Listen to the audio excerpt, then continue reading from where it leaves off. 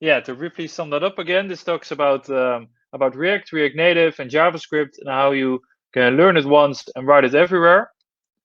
So basically, I will be telling you about how you can use JavaScript everywhere on all platforms without having to rewrite the logic several times.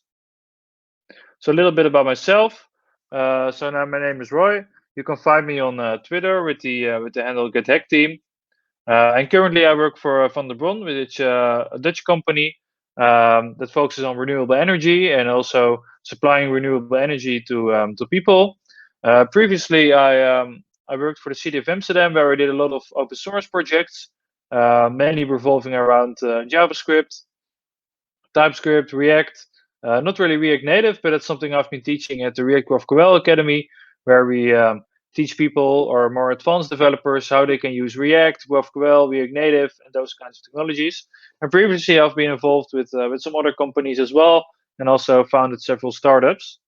Um, so besides my work as a developer or founder or CTO, um, I've also written several books, mainly about React, but also React Native. So if you're still learning React Native, make sure to find those online or find me on YouTube, where you can find all the previous talks that I did.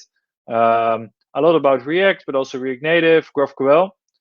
So that's also a bridge to my latest book about the full stack GraphQL. I think especially if you're learning new technologies, then GraphQL is something you should focus on. So in this book, you will learn to master GraphQL with React, Node.js, and also TypeScript. So it's very hands-on. So if you need to find code examples, it could be a good solution for you. So about today, so what is React Native? So we're all in the junior track right here. So you've probably learned a bit about React Native online or found the website. Maybe you fiddled around with it a bit, um, but probably you're not really used to the core principles of React Native yet. So I can't really see hands as this is a remote conference, but some people might think React Native is a hybrid solution. Or maybe some other people think it's a transpiled language that runs on the mobile phone or on other devices. Or maybe some people think React Native is native because that's what the native is in the word for, right? So maybe you can use the chat to answer this question for yourself. But actually, React Native is none of those. So it isn't a hybrid framework or whatsoever. It's not transpiled. It's also not completely native. So what it actually is it's a bundled language. So actually, you bundle React Native, so you can run it on native devices, and it interacts with native APIs. So something that's if you might be switching to the senior track later on, React Native use bridges to connect with the native APIs from um, operating system that's running on the device. So if you're running iPhone, it's connecting with iOS. For Android, it's connecting with the version of Android you're running, and it basically interacts with these native APIs, and therefore make it possible to use things like the camera or your Bluetooth or the Wi-Fi or any other things of APIs that are present on your mobile phone. And it looks a bit like this. So before recently, actually, you create React, you write React, and then it's get bundled by React Native, and then it will run on devices for iOS and Android. But since recently, it's also possible to run it directly on the web.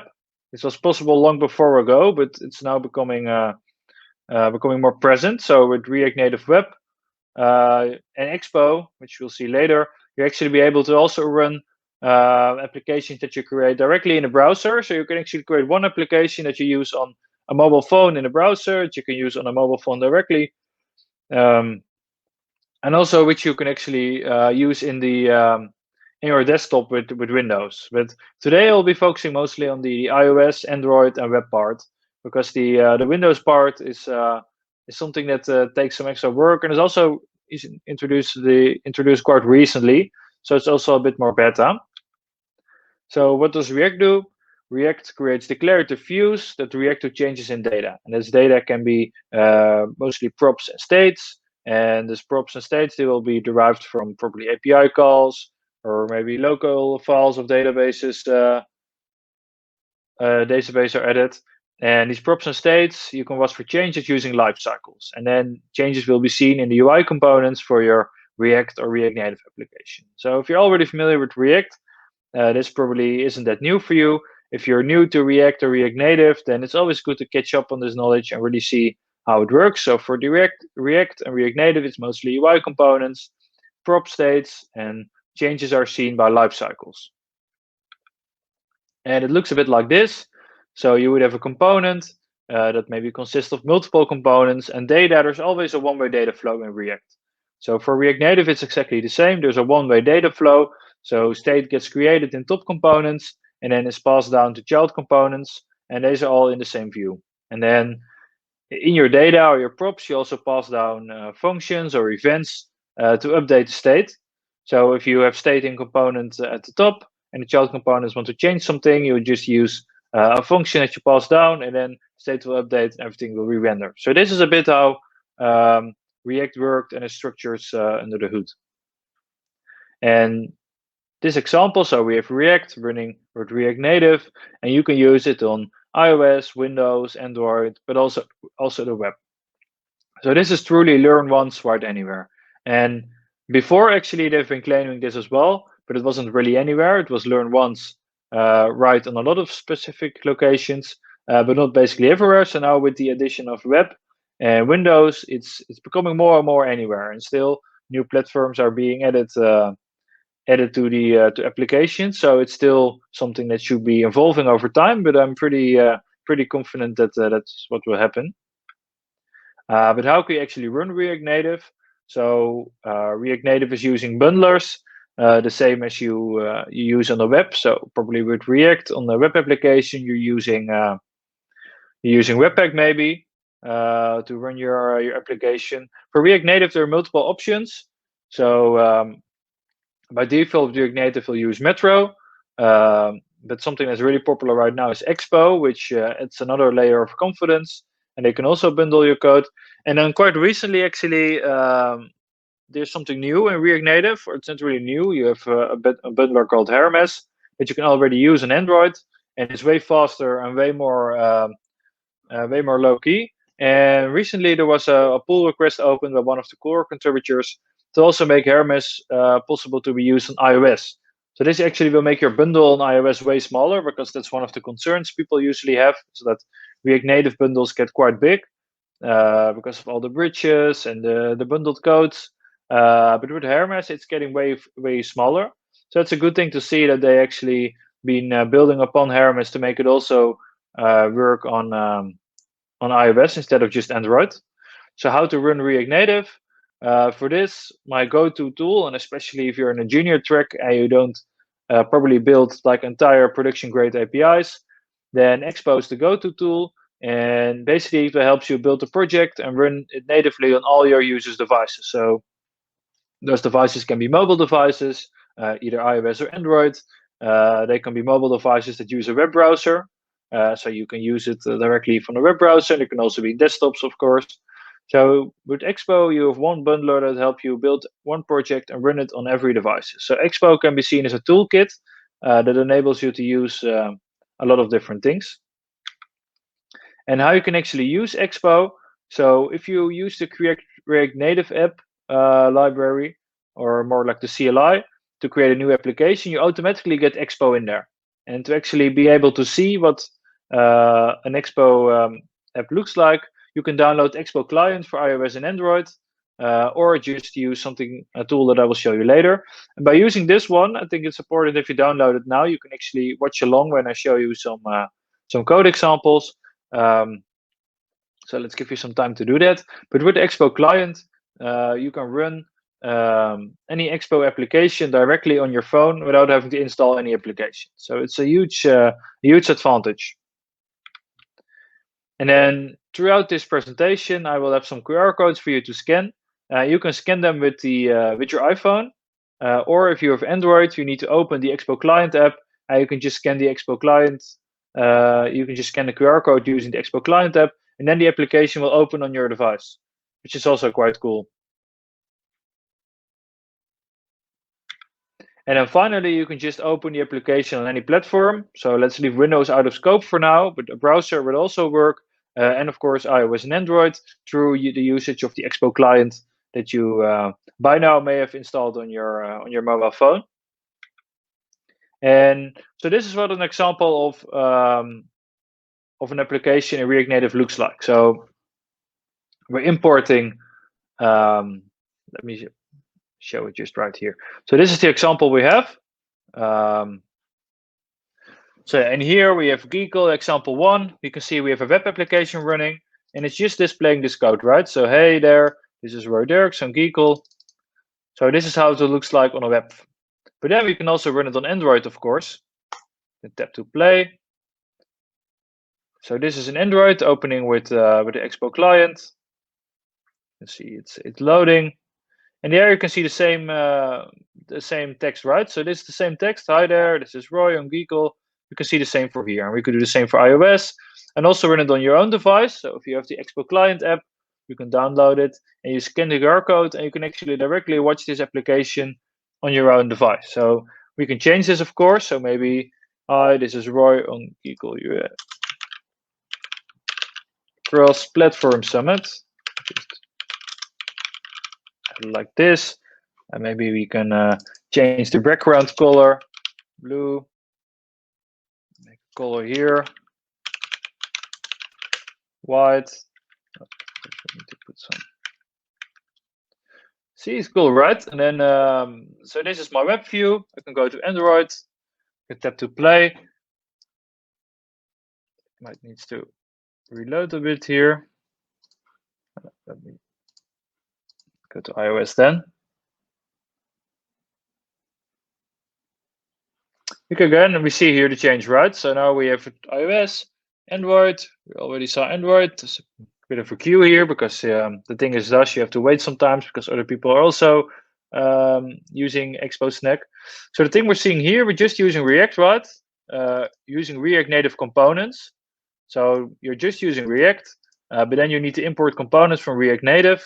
For example, the view. So this can be so this is basically on a web browser, you wouldn't have a view, but you would have a div. Text could be like a span. And then the style sheet gets created something like this. You can also use inline styling.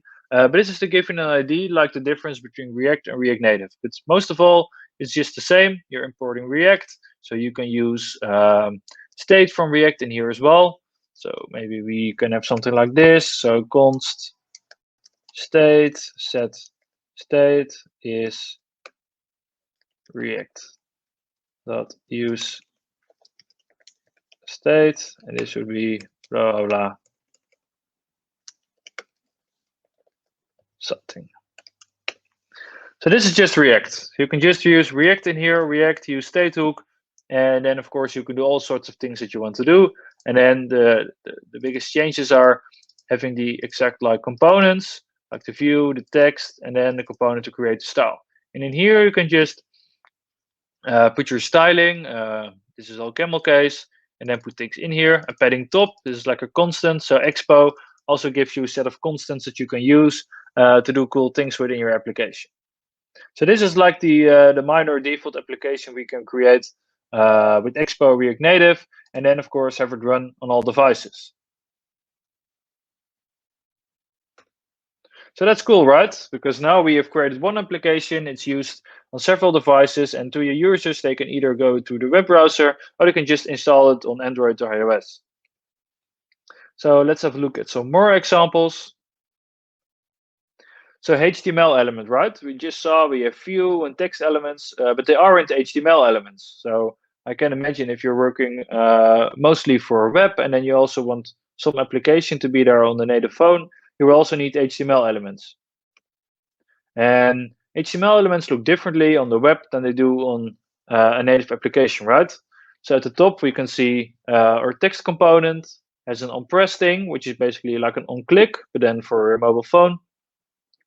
And then we're using some sort of linking method to open a certain URL. So this looks like a lot, because if we look at the web, it's just an H element with href, and then a link, and then yeah, it looks way simpler, right?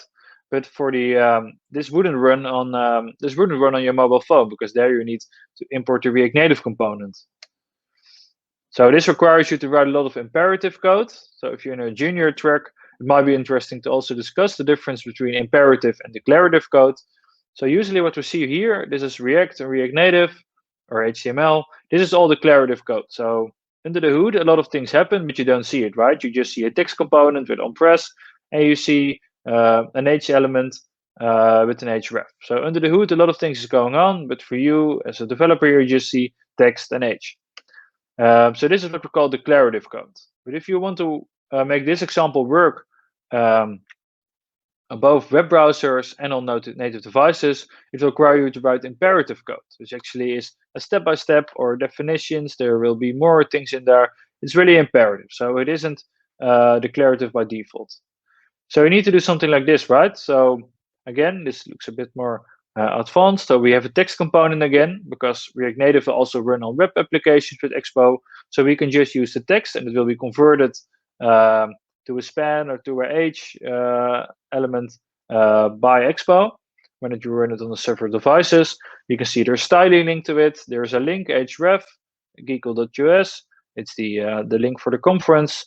You can see a target and you can see the onPress. And in the onPress, you can see something happening, because in here, we're actually using an Expo constant called platform to decide whether or not we're running it on web. And if we're running it on web, we will link something to the onPress event. So this is imperative code because it isn't that declarative anymore. We're making exceptions. So this is important to understand how this works. But this is also something that makes it harder for you to write applications for both the web and native at once, because you need to make sure that all these exceptions are there in your code. And if they aren't, things will break, so it will get messy. So there's a solution to this. But first, have a look at the example. You can just scan it again and then see what's going on.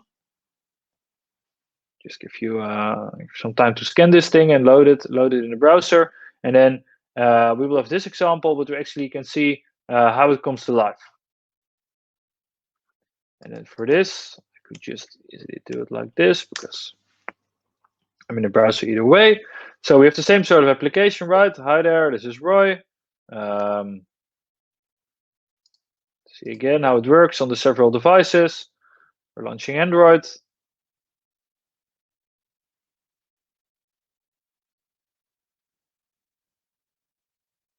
And then we can see we have the same thing, right? Hi there. Let's maybe change the color again. Let's make it green. Oh, like this. And then maybe have the color here set to white, just to make it a bit more readable for us. And then the link, maybe we also want the link to have a separate color. Maybe we can make the color red. So it's already getting quite Christmassy. So we have some green, we have some red. And you can see the changes are done on both sides. So in here, we've created this link that we saw before, right? So hi, this is Roy, and on Geekle, and this is a link. So let's see if it's really a link. It is. There it goes. So it's the Summit website. So this links work, right? It works on web, but does it also work on your device? So that's something we should check. Let's have it load.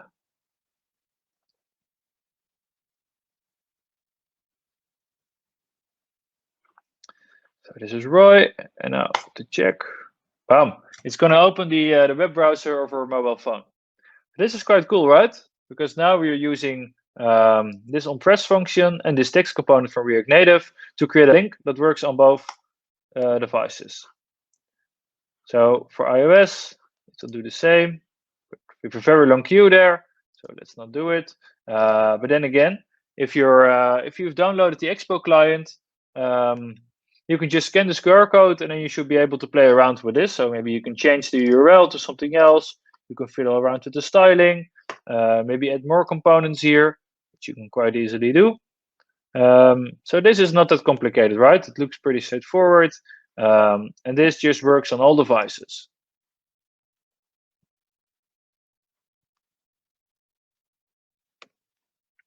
Or you can use a separate library for this, because of course, there are libraries to help you solve certain problems, like having to write this imperative code, because maybe you just don't want to write imperative code because it takes more time to test it, to prevent there aren't any bugs. So there's a library actually called Expo HTML elements that will help you create elements that you can run on both devices automatically based on HTML. So this is something you can find on npm, and as you can see, it supports iOS, Android, and the web.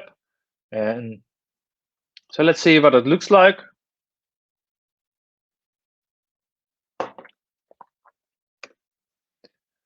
So this is the npm thing, and then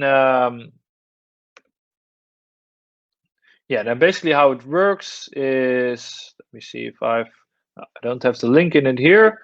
So let's just go to npm expo HTML elements and show it to you.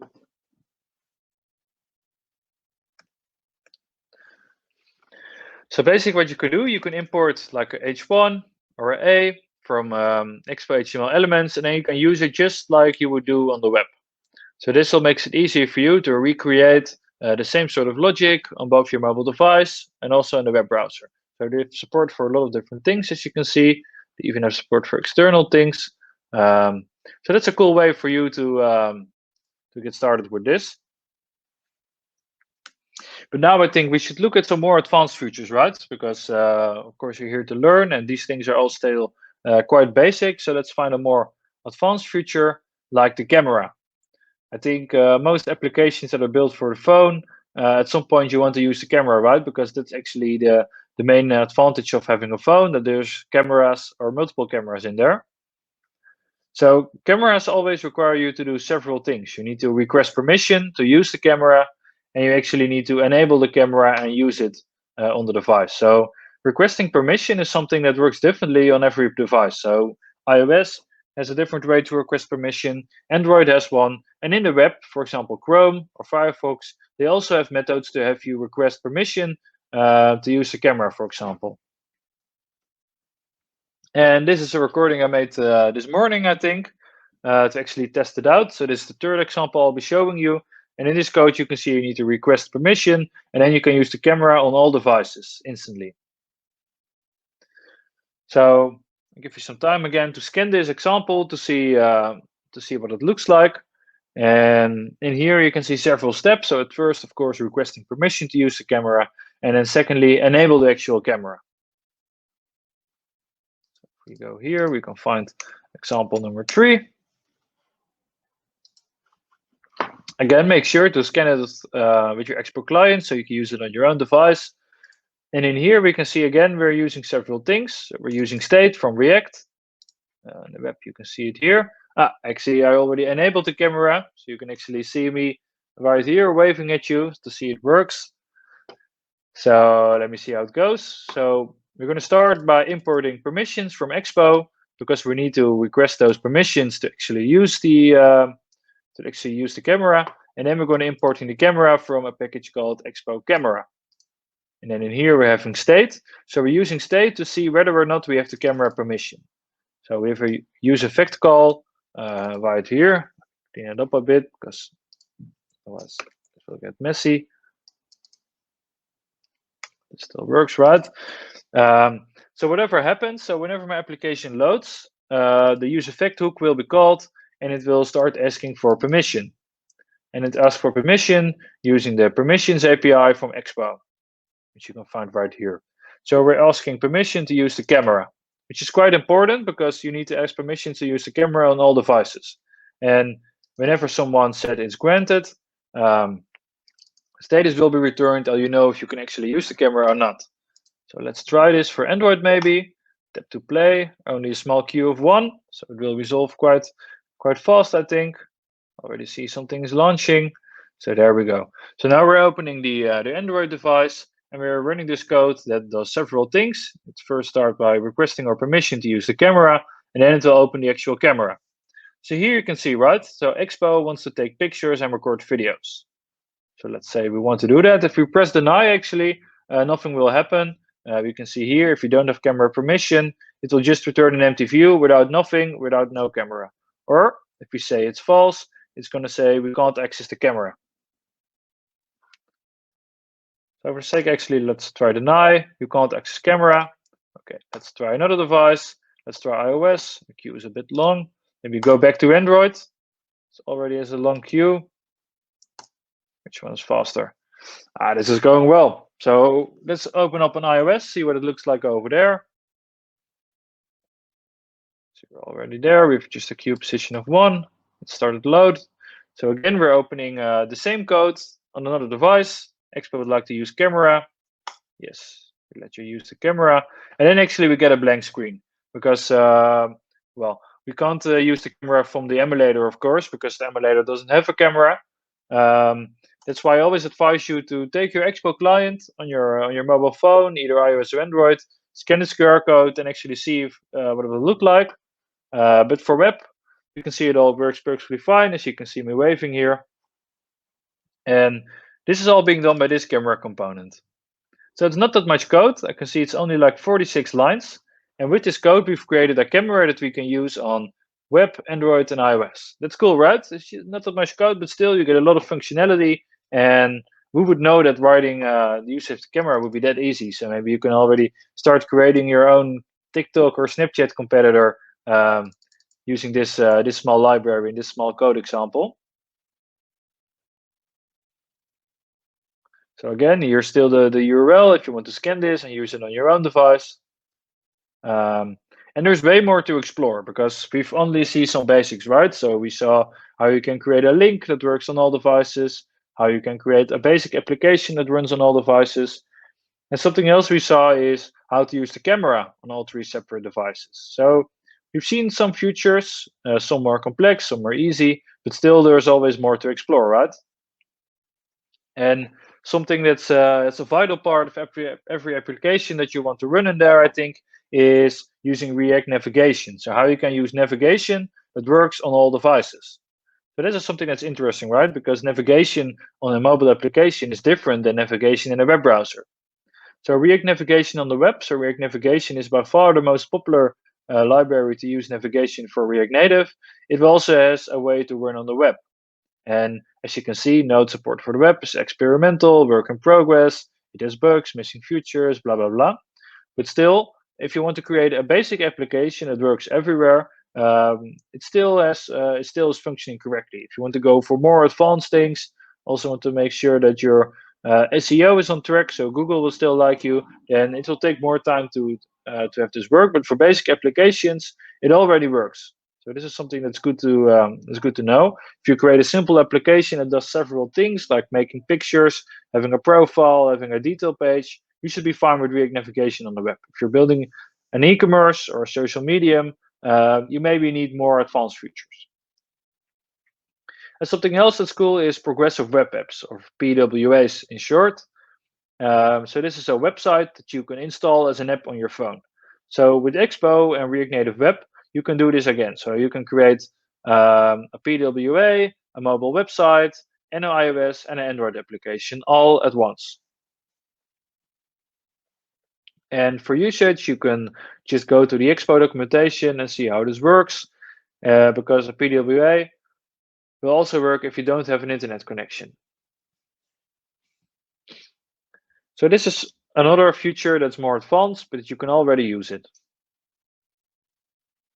And then there's something really cool. You can use React Native with Expo with Next.js. So if you're familiar with React, Next.js is a framework for React that makes it super easy and super simple to create applications. And Next.js also has navigation built in.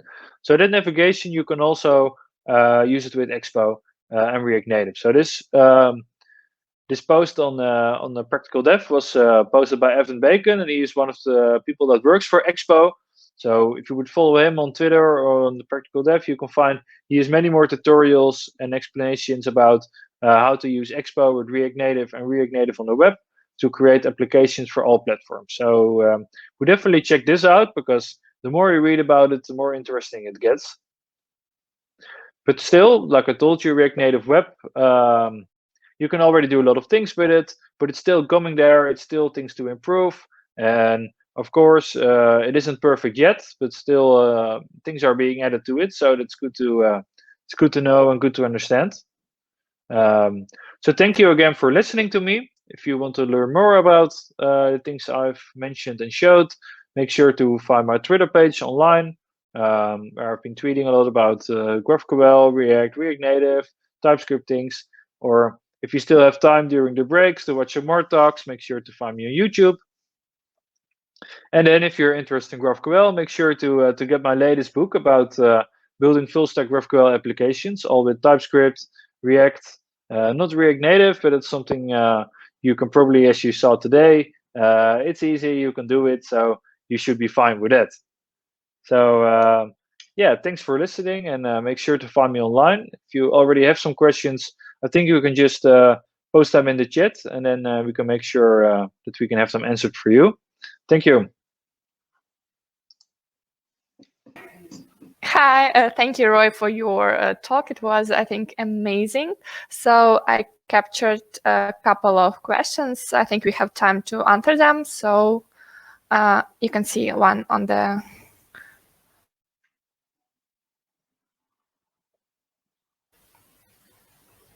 So you cannot do a phone emulator with an AMD chipset. I wouldn't know actually. I use the emulator with Xcode on my MacBook, and that works. But I'm not sure if you're mentioning the Expo snack. Maybe it doesn't work there like that. But what I usually do, I just use the Expo client on my phone, because it will gives you the best idea about how to interact with it.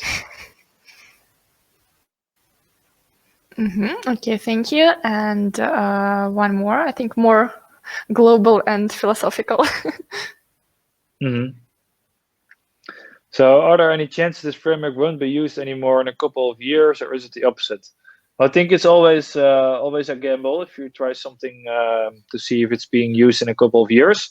But it's already adopted by a lot of big companies. So Wix, which lets you build your own website, they use React Native for all their apps, and they heavily invested in it. And also React Native is being used by Facebook, also in the Instagram application, in their own Facebook application. So there's always a chance, but there's a lot of big companies that heavily invested in it. So yeah, I think it will be safe bet to say that you can use React Native for at least the next 5 years on production environments. Okay, Roy, thank you for your answers. I think your talk was really enjoyable. Sorry, yeah? I wasn't saying anything. Oh, okay. So we're like saying thank you for you for now, and we'll be looking to hear you more on the Q&A session. So guys, I hope you like really enjoyed Roy's talk. So Roy, bye-bye. Thank you. Bye-bye.